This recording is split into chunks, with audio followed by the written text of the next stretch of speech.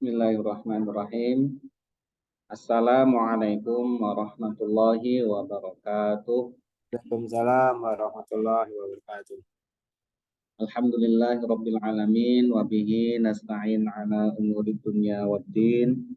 Wassalatu wassalamu ala asyrafil anbiya wal mursalin sayyidina wa maulana Muhammadin wa ala alihi wa ashabihi ajma'in. Wa la haula wa la quwwata illa billahil aliyyil azim. Amma ba'd. Alhamdulillah, puja dan puji syukur sama-sama kita panjatkan kehadirat Allah Subhanahu wa taala yang sampai pada sore hari ini alhamdulillah tak henti-hentinya mencurahkan kasih sayangnya, nikmatnya kepada kita semua sehingga kita bisa melaksanakan ketaatan-ketaatan pada Allah Subhanahu wa taala. Salah satunya adalah kita dapat menjalankan ibadah puasa kita dan kita bisa melanjutkan kajian kitab Riyadhus Shalihin. Semoga amal ibadah kita, sholat kita, puasa kita, sedekah kita, tilawah kita, ta'lim kita diterima oleh Allah Subhanahu wa taala sebagai amal saleh. Amin ya rabbal alamin. Salawat dan salam semoga senantiasa tercurahkan pada junjungan kita Rasulullah Muhammad SAW kepada keluarganya, sahabat-sahabatnya, dan pengikutnya yang istiqomah di jalannya sampai hari kiamat.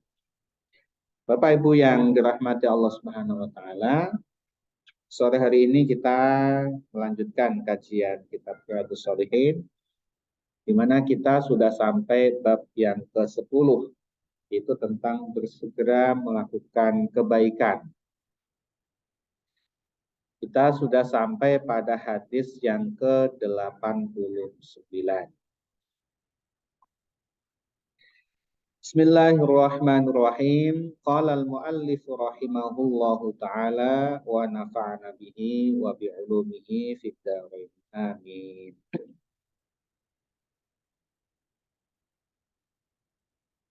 As-salisu, hadis yang ketiga dari bab yang ke-10. Atau nomor hadis ini nomor 89 ya dari awal dari kitab Riyadhus Shalihin. An Jabirin radhiyallahu anhu, dari sahabat Jabir radhiyallahu anhu, semoga Allah meridhai sahabat Jabir. Qala, beliau berkata, qala rajulun lin nabi sallallahu alaihi wasallam, ya, seorang laki-laki berkata, dalam hal ini adalah bertanya kepada Nabi Muhammad sallallahu alaihi wasallam. Nah, laki-laki ini diterangkan adalah namanya Amr bin Hammam bin Jamuh, ya. Ini sahabat Amr, bukan Amr bin As ya, lain. Amr bin Hammam. Saat itu adalah terjadinya perang Uhud. Nah, beliau menanyakan kepada Nabi Muhammad sallallahu alaihi wasallam di tengah berkecamuknya perang Uhud. Aro'aita, bagaimana menurut pendapat engkau, wahai Rasul? In kutiltu, sekiranya aku terbunuh. Ya, terbunuh dalam peperangan ini, dalam peperangan Uhud ini. Bagaimana pendapat engkau ya Rasul, sekiranya aku terbunuh dalam peperangan ini, dalam perang Uhud ini? Fa'aina ana, maka di mana nanti aku akan berada? Maka qala, ya, menjawab Rasulullah Shallallahu Alaihi Wasallam, fil jannah, di dalam surga. Jadi kalau engkau mati dalam perang Uhud ini, ya, mati syahid fisabilillah, maka tempatmu nantinya adalah di surga. Nah, mendengar jawabannya Rasulullah Shallallahu Alaihi Wasallam, maka laki-laki tadi, Amr bin Hammam tadi, fa'alqa tamaratin kunna fiyadi. Maka ya beliau laki-laki tadi melemparkan kurma yang ada di tangannya yang siap dimakan. Jadi saat itu beliau sedang memakan beberapa butir kurma yang ada di ini ya, dimakan ya. Saat ya jeda perang gitu ya. Dimakan beberapa butir kurma, kemudian dilemparkan itu kurmanya dan dia segera lari menuju ke medan perang. Summa qatala, maka kemudian lelaki itu ya berperang hatta kutila, sampai dia terbunuh. Muttafaqun alaih, hadis ini riwayat Imam Bukhari dan Imam Muslim. Ya, hadis ini hadis sahih, bagus sekali ya. Ya, betapa Amr bin Hammam itu ya tidak mau menunggu lama. Sampai menunggu kurma yang ada di tangannya itu selesai saja tidak mau menunggu itu. Karena segera menjemput posisinya yang dijanjikan oleh Rasulullah SAW di surga. Ya, beliau menyatakan kalau aku habiskan kurma yang ada di tanganku ini, alangkah lamanya begitu. Alangkah lamanya ini saya menghabiskan kurma yang ada di sini. Segera disingkirkan dan dia segera terjun ke tengah medan peperangan dan akhirnya kemudian dia syahid fisabilillah. Maka sahabat Amr ini tentunya sudah posisinya sudah dijamin oleh Rasulullah SAW dapatkan surganya Allah SWT. Ini memberikan pelajaran kepada kita bahwa waktu itu hitungannya adalah bukan per jam, bukan apalagi per hari, tapi adalah per detik. Ya, tidak mau menunggu dikunyahnya kurma itu atau yang ada di tangannya ini habis. Dihabiskan dulu lah kalau kita begitu ya. Tunda sebentar aja. Habiskan aja itu kurma begitu ya. Tapi beliau tidak mau, alangkah lamanya. Jadi kalau menunggu kurma ini habis, alangkah lamanya begitu. Segera buang, langsung terjun ke medan perang, ya, dan akhirnya sampai dia terbunuh. Jadi tidak menunggu waktu lama. Dalam hitungannya adalah sekian per menit ya, sekian detik begitu ya. Itu sangat hitungannya itu para sahabat itu sangat pelit terhadap waktu. Kalau kita kan ya sebentar lagi lah gitu ya. Ya masih ini tanggung gitu ya. Masya Allah ini ya nasihat kepada kita semuanya, terutama saya sendiri ya. Betapa ya sering ya menunda-nunda amal kebaikan. Ya kita sebentar lagi ini kan masih azan. Ya. Oh, belum azan kita sudah mau ayo ke masjid. Nah, belum azan gitu ya. Kemudian azan, wah baru azan, baru Allahu Akbar, Allahu Akbar. Baru azan. Sebentar lagi. Astagfirullahaladzim. Kemudian azan, sudah mau selesai azan nih. Baru mau selesai, mungkin tadi masih pada sholat sunnah. Ya. Kemudian dengar qomat, baru qomat. Ya, sampai kemudian terlambatlah kita datang ke musola. Ini tidak berlaku bagi para sahabat-sahabat Rasulullah SAW. Hitungannya adalah per detik. Bahkan ada salah satu ulama ini di zaman salafus saleh ya, di zaman tabi'in itu ada yang sampai kemudian karena sibuknya belajar mutola'ah, kemudian belajar dengan guru, kemudian dia menulis, sampai sibuknya itu, kalau saat makan itu saat yang dia itu tidak suka sebenarnya. Saat makan itu saat dia tidak suka. Kenapa? Karena saat makan dia akan meninggalkan majelisnya, dia akan meninggalkan kesibukannya belajar, membaca, dan menulis. Jadi saat makan itu dia tidak suka. Yang tidak suka adalah saat dia mau makan gitu ya. Ini kan tidak kita ya. Kita akan kebalik gitu ya. Kapan makan gitu ya. Masih lama ini kita sudah makanannya nanti apa gitu. Sudah ditanyakan tuh. Ya. Nanti buka makan apa gitu ya. Ini tapi ini ekstrim ya. Artinya kita beliau makomnya sudah sampai sana. Makomnya sudah sampai ke ilmu. Sehingga memang kemudian ilmunya sampai ke kita menetes berkah. Kalau kita makomnya nggak sampai. Kalau kita ya masih suka makan dan memang menikmati hidangannya Allah Subhanahu wa taala.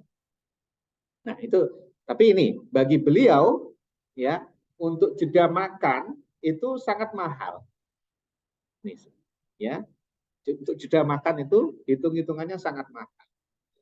Sehingga dia harus makan. Karena dia mau tidak mau harus makan, kebutuhan biologis, kan dia makan. Tapi itu menurut dia adalah waktu yang dia tidak suka. Bapak Ibu sekalian yang dirahmati Allah Subhanahu wa taala, itu adalah contoh dari para sahabat dan salafus saleh. Ya, mudah-mudahan kemudian memberikan pelajaran ya kepada kita, memberikan dorongan kepada kita bahwa Allah berikan nikmat berupa waktu ini itu sangat mahal. Kita akan tahu rasanya waktu itu mahal kalau nanti kita sudah mulai terlambat memanfaatkannya. Bapak Ibu sekalian yang dirahmati Allah Subhanahu wa taala, kita lanjutkan hadis berikutnya. Itu hadis yang ke-90. Ar-Rabi'u, hadis yang keempat. An Abi Hurairah radhiyallahu anhu, dari sahabat Abu Hurairah, semoga Allah meridai sahabat Abu Hurairah. Qala, berkata sahabat Abu Hurairah, Ja'a rajulun ilan Nabi sallallahu alaihi wasallam. Ya. Pada suatu ketika datanglah seorang laki-laki kepada Nabi Muhammad sallallahu alaihi wasallam. Jadi kalau ini kita baca begini saja, kita akan kesulitan, ini siapa sih yang dimaksud laki-laki ini. Maka keterangannya ada di dalam syarah ya, kitab. Itu adalah dimaksud adalah Abu Dzar Al-Ghifari. Jadi ini Abu Dzar yang datang kepada Nabi Muhammad Shallallahu Alaihi Wasallam.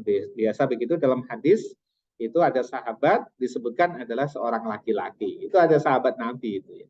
Yang dimaksud di sini hadis ini adalah Abu Dzar Shallallahu Alaihi Wasallam ya, kepada Nabi Muhammad Shallallahu Alaihi Wasallam. Faqala, maka berkata laki-laki tersebut, di sini Abu Dzar, ya Rasulullah, wahai Rasulullah, ayyus sadaqati a'zamu ajr.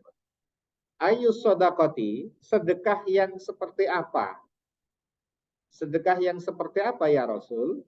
A'zamu ajran, yang paling besar pahalanya. Ini ya, sahabat itu suka langsung mencari maksimalnya gitu. Jadi kalau bisa mencari maksimalnya ini, sedekah itu baik. Maka ditanya sedekah yang paling puncak itu yang bagaimana ya Rasul? Yang paling besar pahalanya itu yang seperti apa ya Rasul? Maka dijawab oleh Rasulullah Sallallahu Alaihi Wasallam. Kala, beliau bersabda, anta soddaqo. Ini aslinya anta tasoddaqo. Engkau bersedekah. Wa anta sahihun. Sedangkan engkau masih dalam kondisi sehat. Syahihun, dan hatimu enggan untuk sedekah. Coba. Takhsyal faqra, yang engkau khawatir akan kefakiran menimpamu. Wa ta'mulul ghina, dan engkau menginginkan, mengangan-angankan untuk menjadi kaya. Ya ini ya, biasa kalau masih muda, sehat, bekerja keras, bekerja giat, supaya bisa kaya. Nah, ada saat-saat yang seperti itu yang kemudian kita itu enggan untuk sedekah. Enggan ini kalau sedekah akan berkurang ini harta kita. Dan dicari susah-susah, kemudian disedekahkan seperti hilang. Nah, saat ada rasa berat sedekah, kemudian kita lawan, kemudian kita sedekahkan, maka itu adalah yang terbaik, itu sedekah yang terbaik. Jadi sedekah saat kita masih dalam kebutuhan, dalam kondisi yang butuh, dan kita masih ingin menjadi kaya. Kita dalam kondisi sehat, kita masih butuh, kita ada rasa enggan, kita masih ingin menambah harta kita, tapi kita sedekah. Nah, ini yang tantangannya luar biasa. Ini berbeda ketika orang yang sudah sakit, sudah tidak ada harapan sembuh, dia sedekah. Itu beda. Ya. Biasanya kalau orang itu mau sedekah, kalau sudah nggak ada harapan ini, wah saya sudah bagaimana ya, sudah mau wafat ini, mungkin sakit-sakitan, udah saya sedekahkan untuk ini, saya sedekahkan untuk ini. Itu berbeda ketika masih sehat dan dalam kondisi yang masih membutuhkan harta, tapi kemudian sedekah harta itu. Tidak menunda-nundanya lagi, nanti ya nunggu kaya, nanti kalau sudah punya rumah, sudah punya ini, sudah punya itu, baru mau sedekah. Tidak. Ya ini, jadi ya. Wala tumhil, dan janganlah engkau menunda hatta idza balaghatil hulqum, sampai nyawa sampai di tenggorokan. Ya, jangan kau tunda beramal baik ya sampai kemudian nyawa sampai ke tenggorokan. Artinya sudah di posisi nggak ada harapan hidup. Baru sedekah, baru ingat sedekah, ya Allah, ya baru ingat sedekah saat itu. Itu sudah terlambat begitu. Kultang kau mengatakan li fulanin, ini harta ini untuk fulan, li fulanin kaza, harta ini untuk fulan, wali fulanin kaza, harta ini untuk fulan aku sedekahkan. Waqad kana li fulan, sedangkan harta itu sudah milik ahli waris. Sedangkan harta itu sudah menjadi haknya ahli waris. Sudah enggak ini lagi. Sedekah yang melebihi sepertiga dari harta yang seseorang itu bagi ahli warisnya boleh pilihan, boleh membatalkannya, boleh melanjutkannya. Jadi sedekah itu maksimal sepertiga. Jadi orang mau meninggal itu inginnya disedekahkan banyak itu, karena dia akan panen nanti di akhirat. Tapi oleh ahli warisnya hanya dibatasi nanti ya sepertiga maksimal disedekahkan, lebihnya itu terserah ahli waris. Mau dilanjutkan atau dibatalkan sah-sah saja. Ya, jadi itu. Jangan ditunda melakukan amal kebaikan dalam hal ini adalah sedekah sampai kemudian datang sakaratul maut sehingga dia pesan ini harta ini untuk masjid, harta ini untuk ini, untuk ini, untuk ini. Tidak ada lagi itu karena harta-harta tersebut sudah menjadi haknya yang lain, sudah menjadi haknya ahli waris. Nah, Bapak Ibu sekalian yang dirahmati Allah Subhanahu wa taala, ya. Hadis ini juga memberikan pelajaran kepada kita dan hadis sebelumnya tentang dianjurkannya bertanya pada hal-hal yang kita belum ketahui. Untuk hal-hal yang belum kita ketahui dan itu adalah kebaikan, hendaknya lah kita bertanya kepada yang ahlinya. Ini dicontohkan oleh sahabat yang tadi, Amr bin Hammam tadi. Yang menanyakan, kalau seandainya aku mati ini dalam peperangan ini, nanti aku di mana ya Rasulullah? Dijawab Rasulullah di surga. Segera dia jalankan, tidak menunda lagi. Ini juga sahabat Abu Dzar Al-Ghifari juga menanyakan demikian. Sedekah yang paling besar pahalanya itu yang seperti apa ya Rasul? Dan Rasulullah tahu Abu Dzar itu kondisinya adalah termasuk golongan orang yang tidak punya. Abu Dzar itu. Ya, ini dimotivasi oleh Rasulullah. Kalau yang tidak punya, yang punya apa? Kamu bersedekahkan itu yang terbaik. Jadi bersedekah dalam kondisi sehat dan masih ingin punya harta, kemudian kita tetap sedekah, itu adalah saat-saat yang baik. Kita maunya apa? Maunya itu secara naluriah orang itu sifatnya adalah menahan hartanya. Itu naluri itu umum. Jadi itu tidak salah. Itu sifat yang memang bawaan. Sifat bawaan manusia adalah suka menahan hartanya. Itu bawaan tidak salah. Yang salah adalah ketika dia berlebihan. Ya, berlebihan sampai kemudian menghitung-hitung itu. Yang disebut di situ adalah wailul likulli humazatil lumazah alladzi jama'a malau wa addadah. Yang dia selalu menumpuk harta benda dan menghitung-hitungnya terus. Di rekening ini ada berapa ini? Ada nanti masuk lagi apa nih gaji, ya. Nanti ada lagi nih masuk lagi di sini. Masuk apa nih tunjangan THR. THR-nya belum masuk semua ini ya. Hitung-hitung terus itu. Pagi dilihat, ya, sore dilihat lagi. Dia ingin nanti dapat apa lagi dapat. Nah, kalau udah ketergantungan dengan dunia seperti itu yang kemudian menjadi sudah tidak benar lagi.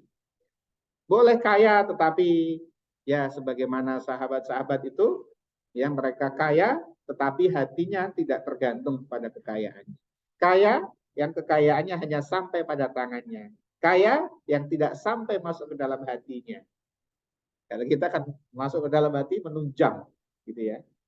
Ada yang ini nih, wah ada yang berkurang ini ya. Mana ini harta ini berkurang gitu ya. Dihitung-hitung seperti itu. Nauzubillah min dzalik. Itu Bapak Ibu sekalian.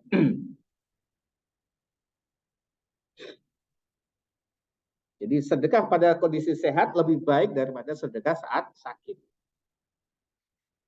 Sedekah dalam kondisi butuh itu lebih baik daripada sedekah saat sudah kaya raya, sudah seperti tidak butuh. Nah, itu juga sifat manusia yang cukup langka itu. Kalau dia kaya, kemudian dia sudah tidak butuh harta, ya, kemudian dia sedekahkan. Biasanya orang itu kaya masih ada kekurangan, masih ada ingin tambah, ya, karena memang wa innahu lihubbil khairi lasyadid. Sesungguhnya manusia itu pada harta itu sangat cinta, itu sudah. Jadi kita akui, ya, kita manusia biasa, kita senang dengan harta karena itu sudah diberikan oleh Allah Subhanahu wa taala. Cinta kepada harta boleh, tetapi kemudian mensikapinya dengan sikap yang sudah dituntunkan oleh ajaran agama ini. Salah satunya oleh Nabi Muhammad SAW dalam hadis ini. Kau sedekah meskipun kau butuh. Jangan ditunda sampai mati, ya. Baik Bapak Ibu sekalian, hadis ini adalah riwayat Imam Bukhari dan Imam Muslim.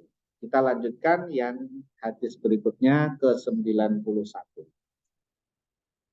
Suaranya jelas ya Pak ya? Jelas.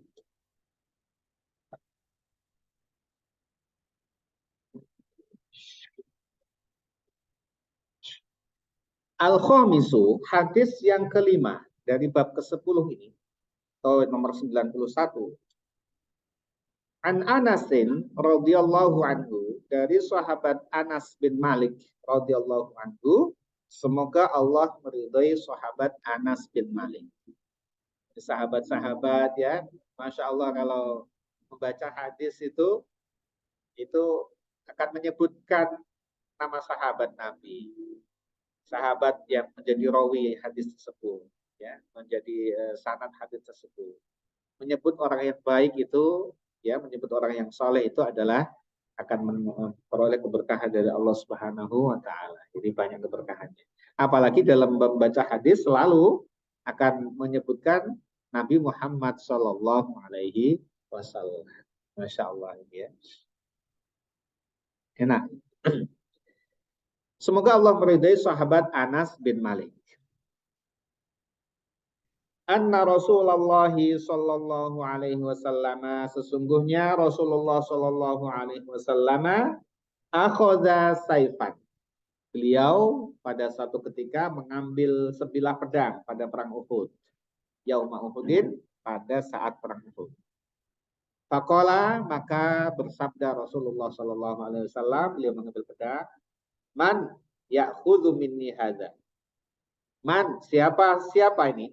Ya'khudhu, yang mau mengambil minni dariku, hadza, pedang ini. Siapa yang mengambil pedang ini? Siapa yang mau menerima pedang ini? Pada perang Uhud. Fabasatu aidiyahu. Maka para sahabat kemudian mengulurkan tangannya. Ya, maksudnya kami ya Rasul. Kullu insani minhum yaqul, setiap orang itu di antara mereka mengatakan ana, aku ya Rasulullah. Aku ya Rasul, maksudnya, ya. Pada mau berebut. Siapa yang mau pedang ini? Para sahabat. Saya ya Rasul, semua begitu. Kala, kemudian Rasulullah melanjutkan sambil masih memegang pedang. Faman ya'khuduhu bihaqqih. Faman, maka siapa ya'khuduhu, yang mau mengambil pedang ini, bihaqqihi, dengan memenuhi hak-hak pedang ini. Jadi yang pertama Rasul menyatakan, siapa yang mengambil pedang ini, siapa yang menerima pedang ini, para sahabat, saya ya Rasul, berebut. Begitu yang kedua, masih dilanjutkan Rasulullah, siapa yang mau mengambil pedang ini dan memenuhi hak-hak pedang ini, maka fa'ahjamal qaum. Maka kemudian para manusia itu, para sahabat itu kemudian menahan diri. Ya, menahan diri maksudnya itu bukan enggan. Tapi menahan diri itu maksudnya adalah mereka ingin tahu apa hak pedang itu. Kemudian kalau hak pedang itu adalah digunakan untuk, ya, ada yang riwayat yang menanyakan apa haknya ya Rasulullah? Haknya adalah engkau gunakan sampai patah pedang ini, ya. Engkau gunakan untuk perang sampai patah pedang ini. Haknya itu. Khawatir para sahabat nanti, ya, kalau menerima tidak memenuhi haknya. Jadi kadang-kadang begitu, ya. Ya, ini ada kita juga ini diberikan jabatan, ya, kita bisa menunaikan haknya atau tidak. Ya, jadi tidak semua bisa menerima. Sebagaimana ini sahabat Nabi, Jamal qaum, maka sahabat-sahabat kemudian menahan diri untuk tidak menerima itu karena khawatir nantinya tidak mampu melaksanakan hak-hak pedang itu. Maka berkata faqala Abu Dujanah. Maka berkata Abu Dujanah.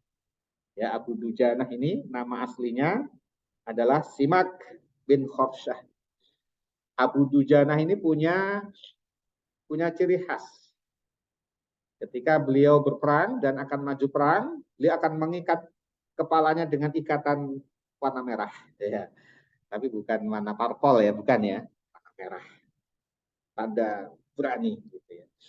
Dan beliau akan berkumandang bersyair. Mengumandangkan syair-syair. Secara irtijal. Secara spontanitas. Salah satu keunggulan Abu Dujanah adalah kemudian mereka akan mengobarkan semangat para sahabat dengan syair-syairnya yang menggugah. Ini Abu Dujanah, pemberani sekali, mengikat pakai ikat merah gitu ya. Dan beliau memegang panji peperangan perang Uhud waktu itu, Abu Dujanah. Apa kata Abu Dujanah radhiyallahu anhu? Semoga Allah meridhoi Abu Dujanah.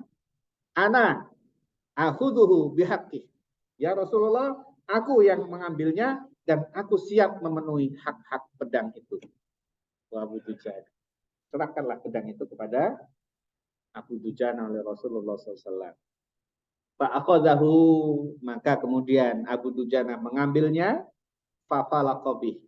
Dan kemudian Abu Dujanah terjun ke medan perang, maju, menghancurkan hamal musyrikina. Ini dikatakan membelah kepalanya orang-orang musyrik. Pedangnya Rasulullah SAW, ya, yang pegang Abu Dujanah. Abu Dujanah ini mengikuti beberapa peperangan sampai beliau wafat di saat perang Yamamah. Perang Yamamah. Wafatnya Abu Dujanah. Yang ciri tadi menggunakan ikat kepala warna merah dan bersenandung bersyair dengan irtijal, dengan spontanitas. Ini tidak gampang ya. Membuat syair, membuat apalagi syairnya tersusun rapi secara spontan, situasi kondisi ya bagaimana itu disesuaikan itu susah. Tapi begitulah Abu Dujanah, seorang penyair hebat ya dan pemberani. Rawahu Muslim, meriwayatkan hadis tersebut adalah Imam Muslim. Jadi ismu Abi Dujanah adalah Simak bin Khorsyah ya. Kemudian ucapannya sahabat Anas bin Malik, Jamal qaum tawaqqafu. Artinya para sahabat itu tadi ketika ditawarkan oleh Rasulullah, siapa yang mau mengambil pedang ini dengan haknya, kemudian para sahabat diam. Tadi diam karena khawatir ya. Kalau yang pertama tadi kan tanpa syarat. Rasulullah menawarkan yang pertama tadi tanpa syarat. Siapa yang mau pedang ini? Saya ya Rasul. Ya, berebut para sahabat tanpa syarat. Ya, hadiah saja. Nah, kemudian Rasulullah melanjutkan, ada syaratnya. Menerima tapi memenuhi hak-haknya. Diam para sahabat. Nah, khawatir nanti kalau saya terima, saya nggak mampu melaksanakan haknya itu. Ya, maka Abu Dujanah kemudian mengambil momentumnya. Jadi cepat beliau mengambil momentumnya. Kalau enggak mungkin diserobot juga Sayyidina Ali. Di situ ada para pemberani, para sahabat-sahabat. Di sini Abu Dujanah yang kemudian berhasil ya mengambil momentum tersebut. Wa falaqabihi ay syaqqa, memecahkan hamal musyrikina ay ru'usahum, kepala-kepalanya orang-orang musyrik. Rawahu Muslim, hadis tersebut adalah riwayat Imam Muslim, hadis sahih. Jadi Bapak Ibu sekalian yang dirahmati Allah Subhanahu wa taala, ya, alhamdulillah kita sudah menyampaikan ya hadis Rasulullah, 3 hadis tadi yang intinya adalah beramal, sedekah, kemudian jihad fisabilillah itu dilaksanakan dengan segera, tidak menunggu. Yang kalau hadis yang pertama justru hitungannya adalah per detik. Jadi tidak mau menunggu sampai habis ini makanan di tangannya, kurma itu dibuang langsung. Ya, oleh karena itu kita meneladani para sahabat Nabi yang sangat mulia ini. Mari kita gunakan waktu kita. Ya, ini nasihat juga bagi diri saya pribadi juga, agar waktu dimanfaatkan dengan sebaik-baiknya, diisi dengan amal-amal soleh. Karena semuanya akan diminta pertanggungjawabannya oleh Allah Subhanahu. Ada dua nikmat yang banyak orang itu melupakannya. Yang pertama adalah nikmat sehat, yang kedua adalah nikmat waktu luang. Ya, untuk apa kita manfaatkan kesehatan kita? Untuk apa kita manfaatkan waktu luang kita? Yang banyak orang lalai, banyak orang tergilas dengan keasikan, ya, dunia maya, kemudian melakukan eksplorasi di dunia maya sampai lupa waktu. Semoga kita dihindarkan oleh Allah Subhanahu wa taala dari hal demikian. Amin ya rabbal alamin. Mari kita tutup kajian kita ini dengan membaca doa kafaratul majlis. Bismillahirrahmanirrahim. Subhanakallahumma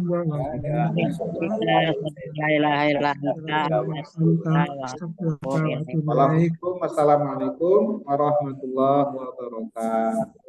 Waalaikumsalam warahmatullahi wabarakatuh. Selamat sore semuanya. Terima kasih Pak.